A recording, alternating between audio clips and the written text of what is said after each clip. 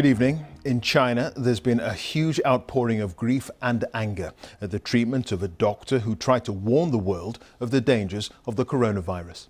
Hundreds of millions of people have viewed social media posts on Dr. Li Wenliang, who's died after contracting the illness while treating infected patients. He was censored by the authorities in the city of Wuhan after raising the alarm back in December about the potential dangers of the virus. The government has now sent officials to investigate how he was treated. Well, as the coronavirus continues to spread, controls and restrictions are increasing right across China, where more than 600 people have now died and another 31,000 have been infected. From Beijing, here's our China correspondent, John Sudworth. In some cities, those suspected of being sick are being rounded up, with multiple unverified videos showing the quarantine squads at work. It's all adding to a growing sense of disbelief and dread. I don't want to be taken away like that, a child can be heard saying.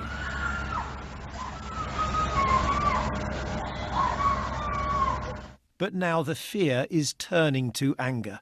Dr. Li Wenliang was one of the first to report signs of the new strange virus. But his online posts were censored, and the police made him sign this confession, along with 7 others, for spreading rumours. His death from the virus in this Wuhan hospital has prompted an outpouring on social media. The hashtag #IWantFreedomOfSpeech viewed almost 2 million times before being blocked. Dr. Li was the first whistleblower, but no one cared, this man tells me. Are you angry? Yes, a bit, she says, but more hopeless. If they'd listened to him, the situation would be better now. On a Beijing riverbank, we find a tribute to the doctor. Goodbye, Li Wenliang, it says. There can be no doubting just how sensitive a moment this now is for China's ruling Communist Party. The already simmering concern about the mishandling of the crisis exploding into a public wave of anger and grief. In the death of a doctor, the systemic failings have been laid bare. The response, though, is likely to be more censorship. These videos of Wuhan's hospitals, the conditions inside, and the people queuing for masks were taken by a blogger, Chan Cho-she. I spoke to him earlier this week. What's your thoughts about how long you will be able to continue providing independent reporting from Wuhan?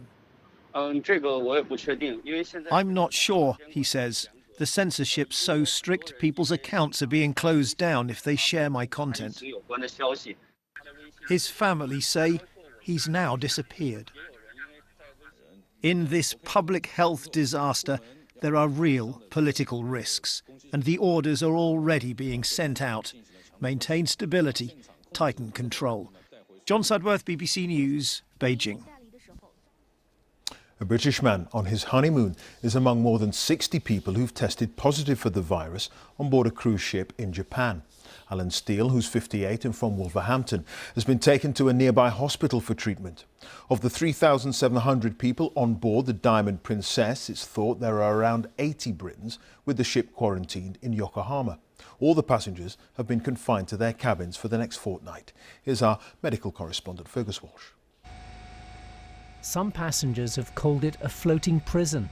3 days into the 2-week quarantine off Japan, passengers are being allowed to exercise on deck wearing face masks. But dozens on the Diamond Princess have been removed to hospital for treatment. Among them, Alan Steele, on his honeymoon. He's among nearly 80 British people on board. 41 additional passengers being found positive tested for the coronavirus, one of whom is a friend of ours on honeymoon who has been, who was going to be split from his wife, on honeymoon. He is going to be taken to a medical facility and she will have to remain on board. There's still a lot we don't know about this virus, and the next few weeks will be crucial in determining whether a pandemic, a global epidemic, can be averted. It's spread through droplets, face-to-face contact within a couple of meters of an infected person. The incubation period is up to 14 days. It now looks less likely that people spread the infection before they have symptoms. The virus causes a fever and cough. The majority have mild symptoms, but it can cause breathing difficulties and viral pneumonia as lung tissue becomes inflamed.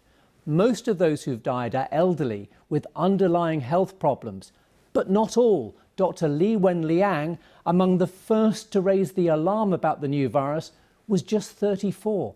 He would have risked repeated infections at close quarters to patients. If a large amount of virus is coming in all at the same time, in the case of a healthcare worker working very closely with infected patients, it could be that the amount of virus in the body increases very, very rapidly before the immune system has a chance to deal with it. And so that could lead to rapid onset, severe disease. The World Health Organization has warned of a global shortage of face masks and other protective equipment, in part because people who don't need them are buying them. The world is facing severe disruption in the market for personal protective equipment. Demand is up to 100 times higher than normal, and prices are up to 20 times higher. A final evacuation flight of British nationals from Wuhan, like this one last week, is due to arrive on Sunday. Passengers will then be taken to a quarantine facility in Milton Keynes.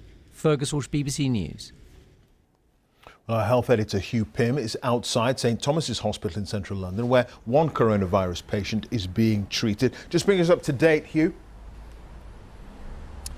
Well, Clive, the events leading up to the patient arriving here yesterday at the Specialist Infectious Diseases Centre at St Thomas's are becoming a bit clearer. He'd been at a business conference in Singapore. He flew back, but the Singapore authorities contacted him to say at the conference somebody had tested positive for the virus, and just to warn him.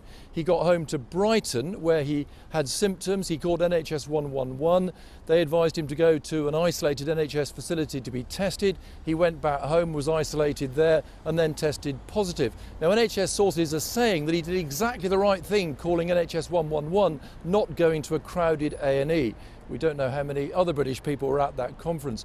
We've also learnt today that a group of passengers, British citizens being flown in from Wuhan on Sunday, will go to a 2-week quarantine period in Milton Keynes to a conference and training facility called Kents Hill Park. It's been block booked by the NHS. Now, the local hospital trust is saying it's completely separate from the hospital. Services there will not be affected. Of course, previous groups of passengers flown back from Wuhan have been taken to Arrow Park Hospital in Wirral. They're about halfway through their 2-week quarantine period.